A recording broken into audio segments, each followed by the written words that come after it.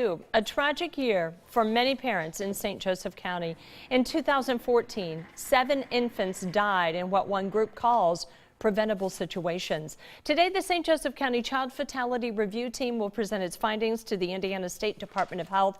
Kate Chappell joins us now with more. Yeah, Tricia, that team is a group of about 12 community members. So we're talking medical professionals, teachers, lawyers, fire, police. It's definitely a wide variety of folks. They're commissioned by the state to investigate all child deaths and determine if they were preventable. If they see trends in a particular year, they're likely to make recommendations to the health department.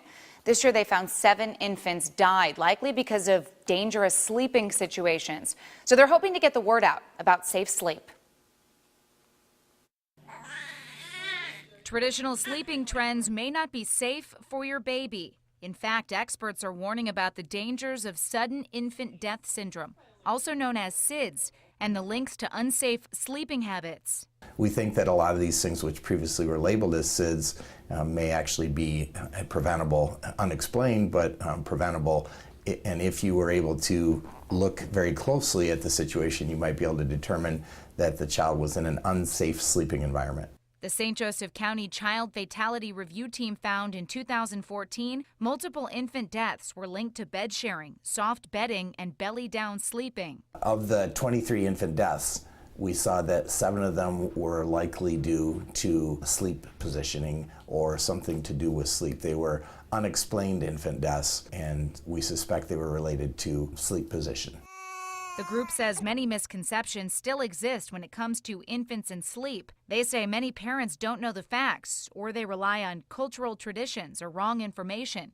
In 2005, the American Academy of Pediatrics released recommendations to reduce the risk of SIDS, a set of standards most pediatricians still use today. We don't want anything else in the bed that is fluffy. We want a flat surface, a tight sheet, a mattress that fits well. The group says 7 infant deaths in 2014 were tragic mistakes that likely could have been avoided.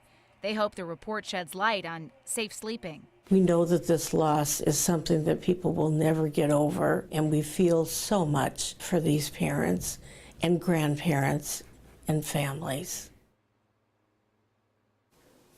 Now, since the American Academy of Pediatrics put out those recommendations, studies show sudden infant deaths have decreased.